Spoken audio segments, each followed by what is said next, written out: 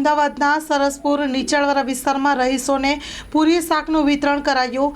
અમદાવાદના સરસપુર નીચાણવાળા વિસ્તારમાં પાણી ભરાઈ જવાને કારણે હાલત કફોડી બની જવા પામી હતી। રાષ્ટ્રીય સ્વયંસેવક સંઘ સેવા વિભાગના અંતર્ગત સરસપુરાના રહીશોને પૂરી શાકનું વિતરણ કરવામાં આવ્યું હતું। સેવાનું ઉત્તમ ઉદાહરણ પૂરું પાડ્યું હતું। આરએસએસના સ્વયંસેવકો દ્વારા જરૂરિયાતમંદોને ભૂખ્યાને ભોજન કરાવ્યું હતું। Story report by Piyush Patni.